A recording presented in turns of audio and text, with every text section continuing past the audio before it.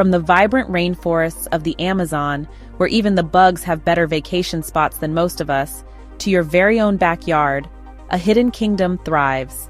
And no, we're not talking about the gnomes. It's a world buzzing with industrious bees, fluttering with delicate butterflies, and sparkling with jewel-toned hummingbirds, nature's tiny helicopters who keep our planet blooming and occasionally photobomb your garden selfies. Welcome, green thumbs, brown thumbs, and I just hope this plant survives newbies, to a journey into the heart of this magical and occasionally buzzing world. Today we're exploring simple yet impactful ways to turn your garden into a 5-star resort for these essential creatures. No tiny towels required.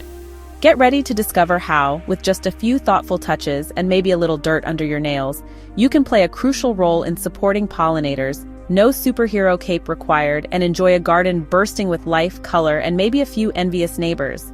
Let's get buzzing, shall we?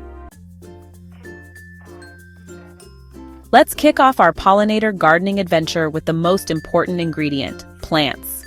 Because let's face it, without plants, your garden is just a patch of dirt with commitment issues. Think of your garden as the hottest new restaurant in town. If you want pollinators to line up at your door, you'll need a menu packed with irresistible nectar and pollen-rich blooms. It's basically like setting out a buffet for the neighborhood's most fashionable guests. Wings required. Bees, the food critics of the insect world, are especially fond of blue, purple, and yellow flowers. They know what they like, and they're not afraid to show it. Picture a sunny patch bursting with cone flowers. Those petals are basically VIP landing pads for every bee in the neighborhood. And let's not forget the butterflies, the garden's resident ballerinas, floating in for a snack and a show. Butterflies love a good flat-topped flower, like zinnias and butterfly weed. It's like a dance floor and a salad bar rolled into one. And here's a pro tip: don't overlook native plants. They're the local favorites, and pollinators are basically their biggest fans. These homegrown beauties have been hanging out with local pollinators for ages, forming a partnership that's basically the original, you scratch my back, I'll pollinate your flowers. Take milkweed, for example. It's the all-you-can-eat buffet for monarch caterpillars and a 5-star hotel for adult butterflies. Talk about hospitality. When planning your garden, go for a mix of plants that bloom in different seasons. That way, your pollinator guests never have to worry about an empty fridge. Remember, a garden that rolls out the welcome mat for all kinds of pollinators isn't just helpful, it's a total showstopper. Picture yourself wandering through a lively market, except instead of shopping for veggies, you're a bee on a mission for nectar. You're not going to zigzag across town for a single tomato, right? You want the stalls overflowing with goodies all in one spot. Pollinators feel the same way. They're much more likely to drop by a garden that's throwing a flower party, with all the blooms clustered together. Instead of scattering your plants like confetti, try creating concentrated patches of color and fragrance. Think of it as the VIP section for pollinators. It's like painting your garden with broad strokes of floral brilliance. Bob Ross would be proud. Not only does this mass planting strategy make your garden look like it belongs in a magazine, but it's also super practical. Pollinators, especially bees, are all about efficiency. They want to hit the nectar jackpot without running a marathon. Imagine a meadow bursting with bee balm. If bees wore hats, they'd tip them in appreciation.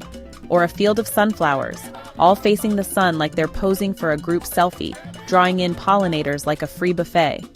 By grouping similar plants together, you're basically setting up an all-you-can-eat buffet that's easy for pollinators to find and enjoy.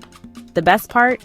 Your garden gets more pollination, which means more fruits, veggies, and flowers for you. Everybody wins. So embrace the power of clusters and get ready for your garden to become the hottest hangout spot for pollinators in town. Just like we dream of stumbling upon a hidden oasis when we're lost in the desert, or, let's be honest, just looking for the nearest coffee shop, pollinators are also on the hunt for water and a cozy place to crash. A shallow dish filled with water is basically the pollinator version of a 5-star spa. And the best part?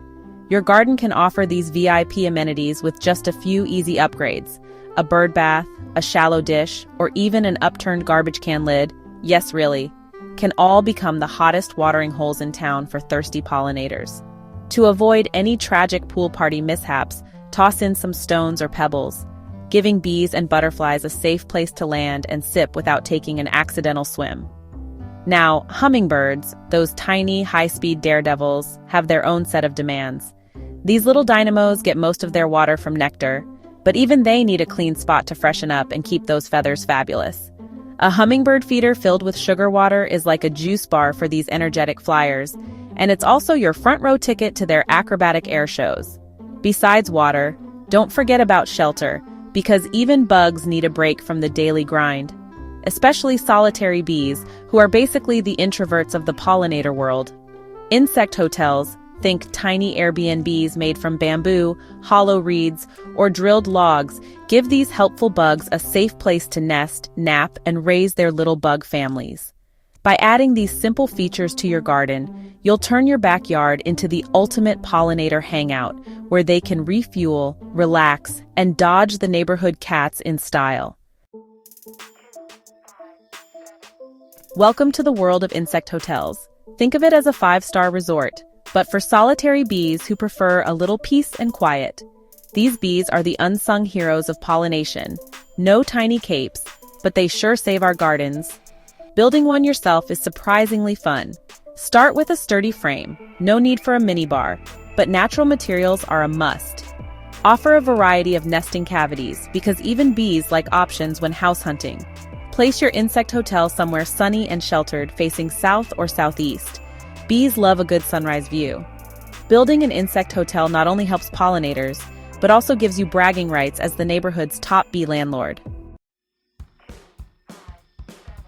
Step into any lively forest and you'll find a bustling apartment complex, except the tenants are all plants, bugs, and the occasional nosy squirrel. The tall trees are basically the penthouse owners, filtering sunlight down to the shrubs, ferns, and wildflowers living in the lower floors. This multi-layered setup isn't just easy on the eyes. It's like a 5-star hotel for critters, especially our VIP guests, the pollinators. Just like a forest, a pollinator-friendly garden thrives on diversity. Think of it as a buffet with something for everyone, from bees to butterflies. By mixing plants of all heights, you're basically throwing a garden party where everyone, from the short guests to the tall ones, gets an invite. Picture a plush carpet of clover, its tiny white flowers luring in ground-dwelling bees like a free snack table at a conference. Above that, a row of lavender bushes acts like a perfume counter at a department store, drawing in honeybees and bumblebees with their irresistible scent. Then you've got the tall shrubs and trees, viburnums and crabapples, offering prime real estate for birds, and a butterfly runway show with their flashy blossoms. And don't forget the climbing vines like honeysuckle and trumpet vine. These are the garden's elevators, giving hummingbirds and butterflies a vertical playground. By copying nature's layered blueprint, you're building a garden that's not just pretty, but tough and full of life, like a superhero in floral form. The result? Pollinators are happy, your garden looks amazing, and you get bragging rights at the next neighborhood barbecue. So go ahead, embrace verticality in your garden design, and watch your backyard turn into the hottest hangout spot for pollinators in town. If you want your garden to be the hottest pollinator hangout in town, there's one thing you absolutely can't forget. Pesticides are basically the party crashers nobody invited. Sure, pesticides might kick out the bad bugs, but they're not exactly picky. They'll show the door to your VIP guests like bees and butterflies too. Picture this, a bee minding its own business, covered in pollen like it's just left a bakery, lands on a flower that's been sprayed. Not exactly the welcome it was hoping for. The result? Confused bees, dizzy butterflies, and sometimes a pollinator faceplant. Not a good look for your garden. So instead of going full chemical warfare, try a gentler, more diplomatic approach to pest control. Enter companion planting, the original buddy system. Planting certain species together can naturally keep the bad guys away. No hazmat suit required. For example, marigolds and tomatoes are the dynamic duo. Marigolds help keep whiteflies and nematodes at bay, so your tomatoes can live their best life. Or try sneaking some basil in with your veggies. Not only does it smell amazing, but it also tells aphids and whiteflies to take a hike. Another trick? Insecticidal soap or neem oil sprays. Think of them as the gentle bouncers of the garden world. These natural solutions keep the pests in check without giving your pollinators the boot. Everybody wins. By choosing natural pest control, you're not just saving the bees, you're making your garden a safer, happier place for your family too.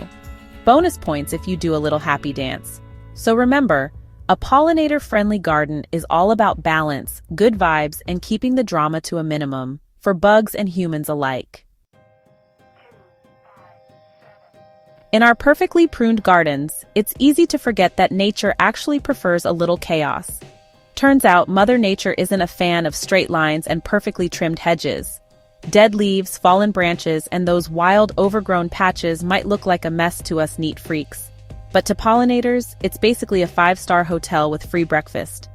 Picture a bumblebee queen looking for a cozy winter Airbnb, burrowing into a pile of leaves to hibernate, no reservation required. Or imagine a butterfly larva, expertly camouflaged among last year's dead flower stalks, slowly transforming into a butterfly, nature's version of a dramatic makeover show.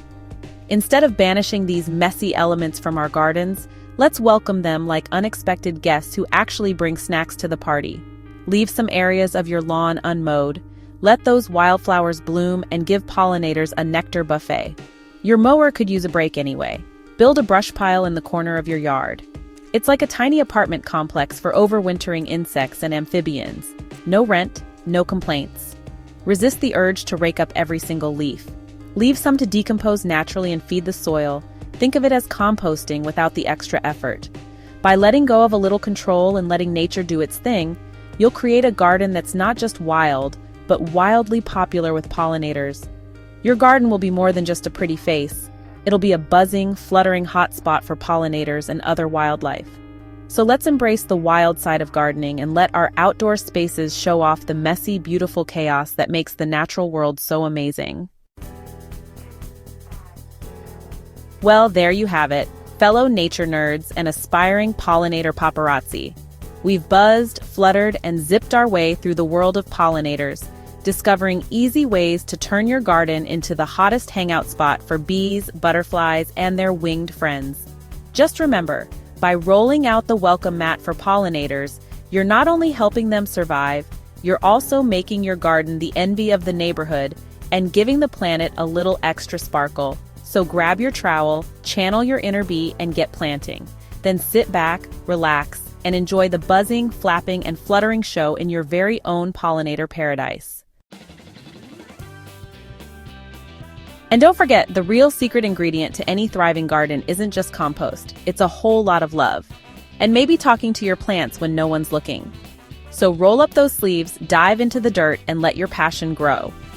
If you've got a garden tip or hack that's so good even your tomatoes would blush, share it with us using #Rhokins Homestead on your favorite social media sites.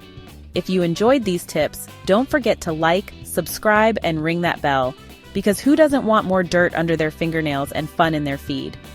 Thank you for joining me here at Rhokins Homestead, your home for all things gardening. Let's grow together, and remember, weeds are just plants with a bad reputation. Happy gardening!